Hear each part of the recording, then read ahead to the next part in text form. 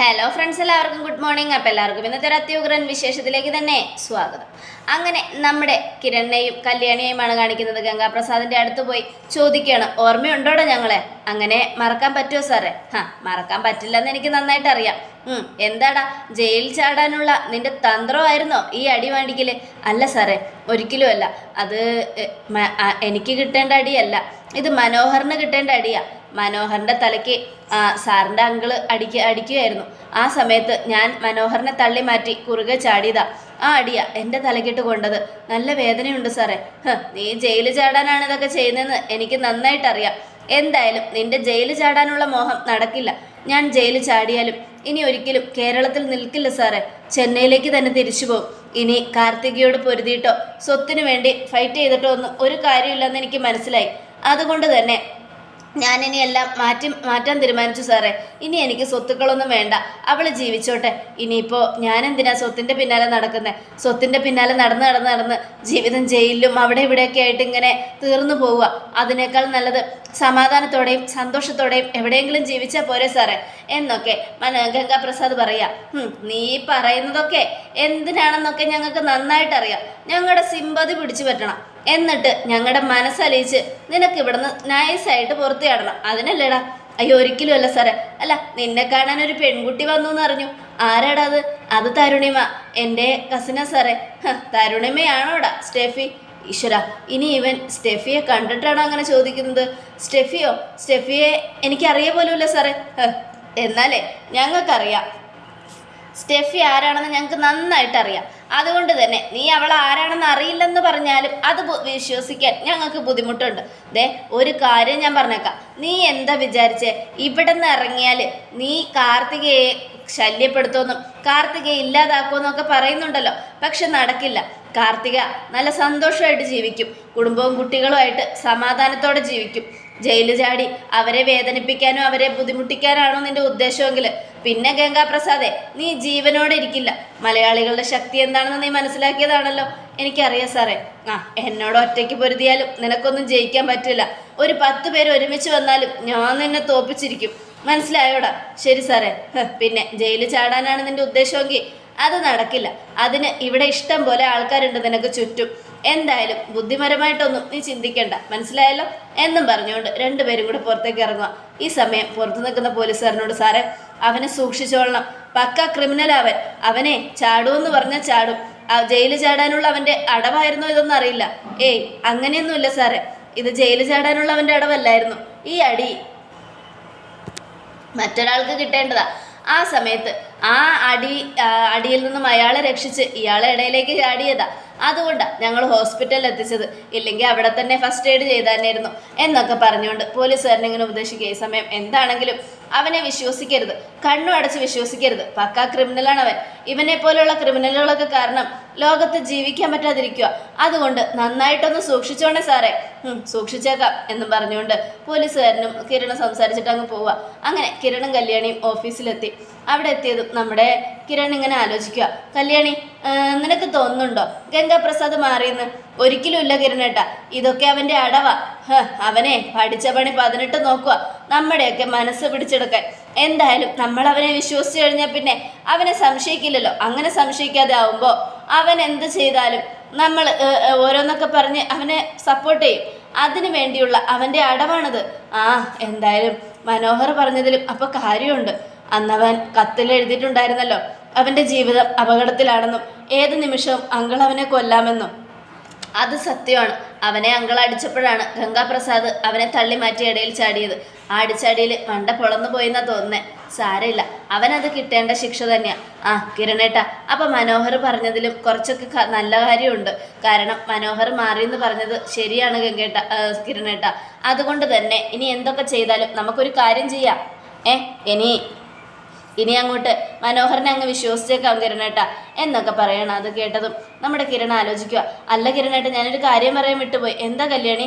അത് പിന്നെ നമ്മൾ അവിടെ അയച്ച കത്ത് നമുക്ക് മനോഹർ അവിടെയൊക്കെ അയച്ച കത്ത് നമുക്ക് കിട്ടിയില്ല എന്ന് കരുതി അവൻ ഇങ്ങോട്ടൊരു കത്ത് അയച്ചായിരുന്നു. എങ്ങോട്ടേക്കോ? അതെപ്പോഴാണ് വന്നേ? ഇന്നാ കിരണേട്ടാ വന്നത്. വായിച്ചു നോക്കിയേ എന്നും പറഞ്ഞ് കല്യാണി ആ കത്ത് കിരണിൻ്റെ കയ്യിലേക്ക് കൊടുക്കുക. കിരൺ അത് തുറന്ന് വായിച്ചു. കിരൺ സാറിനും കല്യാണിക്കും ഞാൻ അയച്ച കത്ത് കിട്ടിയില്ലാന്ന് തോന്നുന്നു. അതുകൊണ്ട് വീണ്ടും മകളെ ഞാൻ കാണണമെന്ന് പറഞ്ഞത് കാര്യമായിട്ടാണ് സർ. എൻ്റെ ജീവിതം അപകടത്തിലാണ്. ഏത് നിമിഷവും എന്തും സംഭവിക്കാം. രാഹുൽ എന്നെ എപ്പോൾ വേണമെങ്കിലും കൊല്ലാം. അതുകൊണ്ട് എന്നെ ഒന്ന് സഹായിക്കണം. ഇപ്പോൾ ഞാൻ ഇത്രയും കല്യാണം കഴിച്ചിട്ടുണ്ട്. അറിയാം ഞാൻ ഒരുപാട് തെറ്റുകൾ ചെയ്തിട്ടുള്ളവനാ. പക്ഷേ എൻ്റെ മനസ്സിൽ കൺമണിമോളുടെ ചിത്രം ഇപ്പോഴും മായാതെ നിറഞ്ഞു നിൽക്കുവാണ് സർ. അതുകൊണ്ട് എനിക്കെൻ്റെ മോളെ കാണണം. ഇതെൻ്റെ അവസാനത്തെ ആഗ്രഹമായിട്ട് കണ്ട് നിങ്ങൾ രണ്ടുപേരും എന്നോട് കരുണ കാണിക്കണം എന്നും പറഞ്ഞുകൊണ്ടുള്ള ആ ലെറ്റർ കണ്ട് കിരണിൻ്റെയും കല്യാണിയുടെയും കണ്ണ് നിറഞ്ഞു. അവൻ പറയുന്നത് സത്യമായിരിക്കാം കല്യാണി. കാരണം അങ്കിള് കാരണം അവൻ്റെ ജീവിതം അപകടത്തിലാണ്. എന്തും എപ്പോഴും ഏത് നിമിഷവും സംഭവിക്കാം. അതുകൊണ്ട് തന്നെ അവനെ നമുക്ക് കുഞ്ഞിനെ ഒന്ന് കൊണ്ടുപോയി കാണിച്ചാലോ? പക്ഷേ സരയു അറിഞ്ഞ എന്ത് ചെയ്യും കിരണേട്ടാ? സരയു അറിയാതെ നമുക്ക് അതിനെ കൊണ്ടുപോയി കാണിക്കാം. കാരണം ഒരച്ഛനല്ലേ അവൻ്റെ മകളല്ലേ കൺമണി മോള്. അങ്ങനെയുള്ളപ്പോൾ അവൻ്റെ ആഗ്രഹം സാധിച്ചു കൊടുത്തില്ലെങ്കിൽ ഒരുപക്ഷെ ജയിലിൽ അവൻ എന്തെങ്കിലും സംഭവിച്ചാൽ അതൊരിക്കലും തീരാത്ത നഷ്ടമായും വേദനയായും നമ്മുടെ മനസ്സിൽ കിടക്കും കല്യാണി. അതുകൊണ്ട് നമുക്ക് എന്തായാലും അവനെ ഹെൽപ്പ് ചെയ്യാം. ശരി കിരണേട്ടാ, എന്നാൽ പിന്നെ അങ്ങനെ തന്നെ ആയിക്കോട്ടെ എന്നും നമ്മുടെ കല്യാണി പറയുക. ഈ സമയം രണ്ടുപേരും കൂടെ നേരെ രൂപയുടെ വീട്ടിലേക്ക് പോവുക.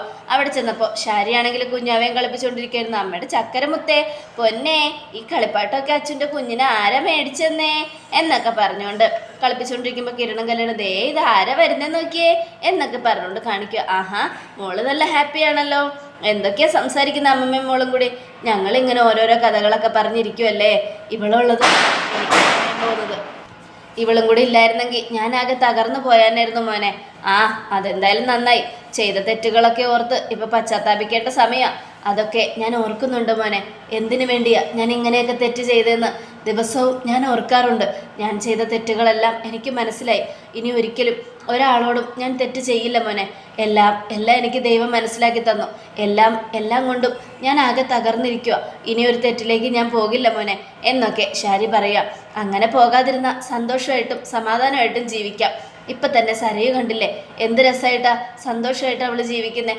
അവളുടെ മനസ്സിൽ വേദനകളുണ്ടെങ്കിലും ഇപ്പോൾ ആ വേദനകളൊക്കെ മറന്ന് അവൾ ഭയങ്കര ത്രില്ലില്ല. കാരണം അവളുടെ മനസ്സിലിപ്പോൾ ജോലിയും മകളും അമ്മമാരും മാത്രമേ ഉള്ളൂ. അതുപോലെ വേണം ഇനി ആൻറ്റിയുടെ ജീവിതവും. ദുഷ്ടനായ ആങ്കളെ ഇനി ഒരിക്കലും മനസ്സിലേക്ക് കൊണ്ടുവരണ്ട. ആൻറ്റിയുടെ ജീവിതത്തിൽ സരയും ഈ കുഞ്ഞും മാത്രമേ ഉള്ളൂ. അത് മാത്രം ചിന്തിച്ചാൽ മതി. അത്രയേ ഉള്ളൂ മോനെ. എനിക്കിനി ഒന്നുമില്ല. എനിക്കിനി എൻ്റെ കൊച്ചുമോളും എൻ്റെ മോളും ഒക്കെ ഉള്ളൂ. നിങ്ങളൊക്കെയാ ഇനി എൻ്റെ ആശ്വാസം എന്നൊക്കെ പറഞ്ഞിങ്ങനെ ഇരിക്കുക. ഈ സമയമാണെങ്കിൽ അതെ ഞങ്ങളൊന്ന് കുഞ്ഞിനെ കൊണ്ടുപോകാനാണ് വന്നത്.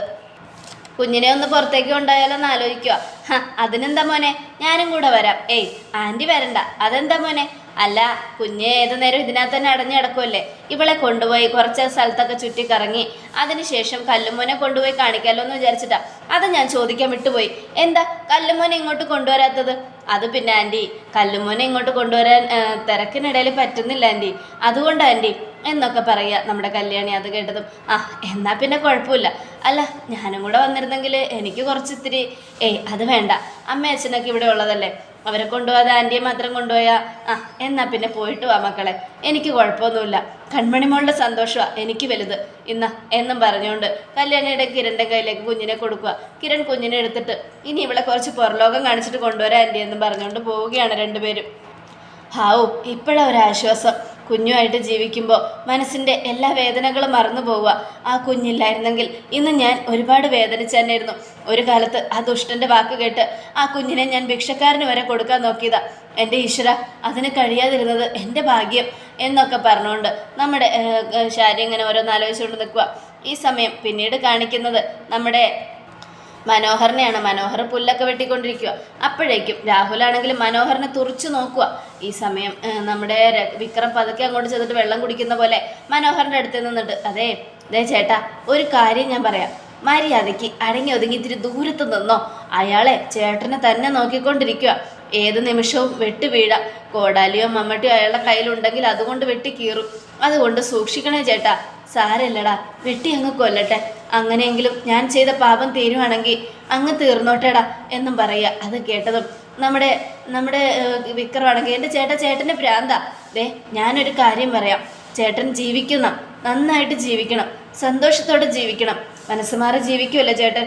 അതുകൊണ്ട് തന്നെ ഇനിയിപ്പോൾ ചേട്ടനെ ഇവിടെ മരിച്ചു വീഴാനൊന്നും ഞങ്ങൾക്ക് ആഗ്രഹമില്ല. ചേട്ടൻ ചേട്ടന് കിട്ടേണ്ട അടിയാ ഗംഗാപ്രസാദിന് കിട്ടിയത്. ഗംഗേട്ടൻ ഇപ്പോൾ ഏതവസ്ഥയിലാണെന്ന് പോലും അറിയില്ല.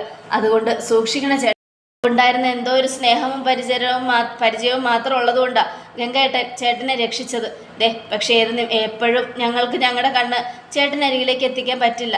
അതുകൊണ്ട് സൂക്ഷിക്കണം എന്നൊക്കെ പറഞ്ഞുകൊണ്ട് വിക്രം ഉപദേശിച്ചുകൊണ്ടിരിക്കുക മനോഹറിനെ. സാരമില്ലടാ, ചാകുന്നെങ്കിൽ അങ്ങ് ചത്തോട്ടെ. ഒരുപാട് പേരുടെ കണ്ണുനീര് എൻ്റെ തലയ്ക്ക് മേലെയുണ്ട്. അത്രയ്ക്ക് പാപമാണ് ഞാൻ ചെയ്തത്.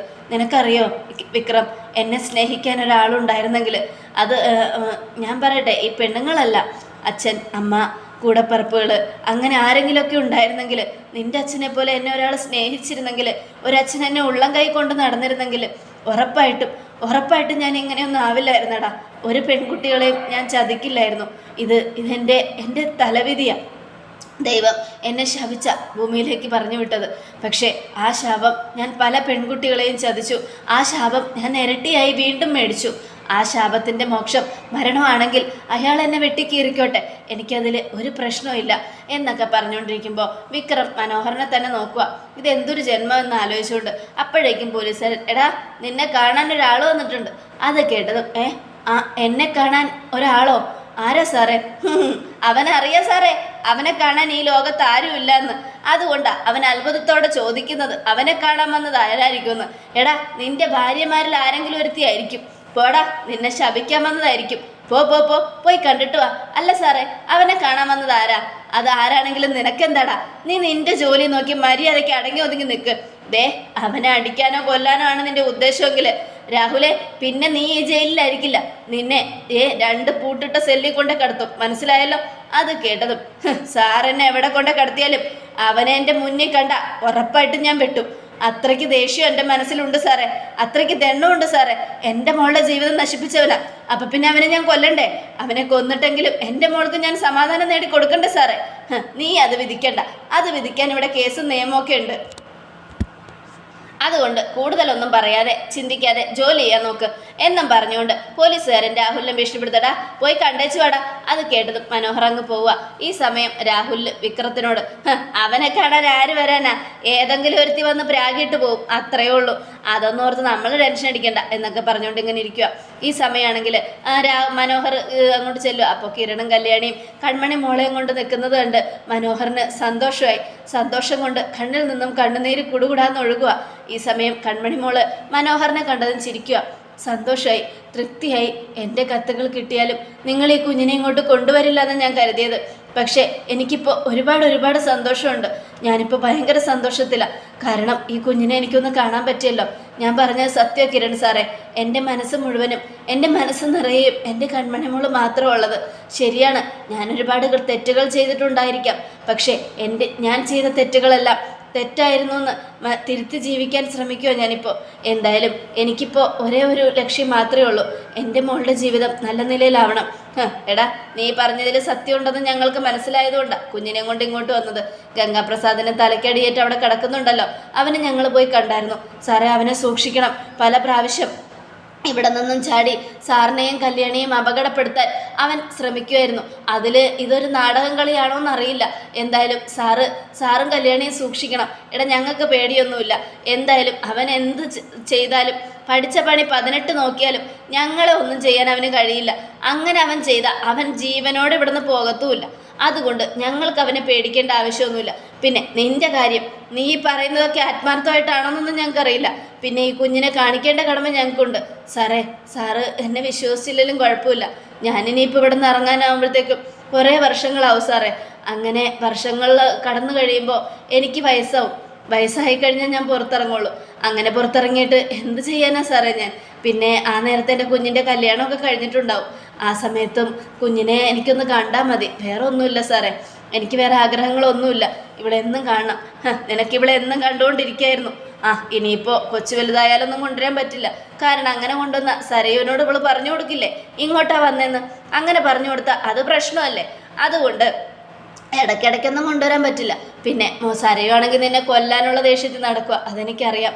സന്ദർശകരുടെ സമയം കഴിഞ്ഞു. എന്നാൽ ശരി, ഞങ്ങൾ പോവാം സാറേ. കുഞ്ഞ് വലുതാവുന്നതിന് മുമ്പ് ഇടയ്ക്കൊക്കെ ഒന്ന് കൊണ്ടുവരണേ. ശരി എന്നും പറഞ്ഞുകൊണ്ട് 2 പേരും കൂടെ പോവുക. ഈ സമയം കിരണും കല്യാണം പോയി കഴിഞ്ഞതും മനോഹറാണെങ്കിൽ അകത്തേക്ക് ചെല്ലുക. ആരാ ചേട്ടാ കാണാൻ വന്നത്? വേറെ ആര്? നിന്റെ പെങ്ങളും ഭർത്താവും ആടാ. കല്യാണിയും കിരണും എന്തിനാ ചേട്ടനെ കാണാൻ വന്നത്? ഞാൻ കുഞ്ഞിനെ കാണണമെന്ന് പറഞ്ഞ് അവർക്ക് ലെറ്റർ അയച്ചിട്ടുണ്ടായിരുന്നു. ആ കത്ത് കണ്ട് വന്നതായിരിക്കും. ഓ, ചേട്ടനപ്പോൾ അവർക്ക് ലെറ്ററൊക്കെ അയക്കാറുണ്ടല്ലേ എന്നൊക്കെ പറഞ്ഞിങ്ങനെ ഇരിക്കുകടാ. നിനക്ക് ഒരു വാർഡ് തുടങ്ങാനുള്ള കുഞ്ഞുങ്ങളുണ്ടല്ലോടാ, എന്നിട്ട് ആ കുഞ്ഞിനോട് മാത്രം എന്താണ് ഇത്ര സിമ്പതി? എൻ്റെ സാറേ, എനിക്ക് എത്ര മക്കളുണ്ടെങ്കിലും എൻ്റെ കൺമണിമോള് മാത്രമാണ് എൻ്റെ എല്ലാമായ എൻ്റെ കൺമണിമോള്. അത് കേട്ടതും രാഹുൽ മുണ്ടും മടക്കി കുത്തി അവിടെ ഇടാടാ, കുഴപ്പമുണ്ടാക്കരുത്, മര്യാദയ്ക്ക് മാറിയെന്നോ, നീയൊക്കെ കാരണം ബാക്കിയുള്ളവന് സമാധാനം നഷ്ടപ്പെട്ടിരിക്കുക എന്നും പറഞ്ഞുകൊണ്ട് രാഹുലിനെ തള്ളി മാറ്റുക. ദേ ഒന്ന് പോകാൻ നോക്കടാ ഇവിടെ ഒന്നും എന്നും പറഞ്ഞ് മനോഹറിനെ ഓടിച്ചു വിടുക. അപ്പം രാഹുൽ ആലോചിച്ചുകൊണ്ടിരിക്കുക, വെറുതെ വിടില്ല ഞാൻ, എൻ്റെ മോളുടെ ജീവിതം തകർത്തവനെ ഞാൻ ഒരിക്കലും വെറുതെ വിടില്ല, കൊന്നുകളയും ഞാൻ എന്നും പറഞ്ഞുകൊണ്ട് ഇങ്ങനെ ആലോചിക്കണം. അപ്പോൾ വിക്രം, അപ്പം ചേട്ടൻ അവർക്ക് കത്തൊക്കെ അയക്കാറുണ്ടല്ലേ? വേറെ വഴിയില്ലാഞ്ഞതുകൊണ്ടാടാ, എൻ്റെ മോളോടുള്ള എൻ്റെ സ്നേഹം കാരണമാണ് ഞാൻ കത്തയച്ചു പോയത് എന്നും പറഞ്ഞുകൊണ്ട് മനോഹർ നിൽക്കണം. അതോടുകൂടി എപ്പിസോഡ് അവസാനിക്കുകയാണ്. നാളത്തെ ഒരു തകർപ്പൻ വിശേഷത്തിനായിട്ട് കാത്തിരിക്കുക. എല്ലാവർക്കും ഒരിക്കൽ കൂടെ നല്ലൊരു ശുഭദിനം തന്നെ ആയിക്കോട്ടെ. Thank you friends.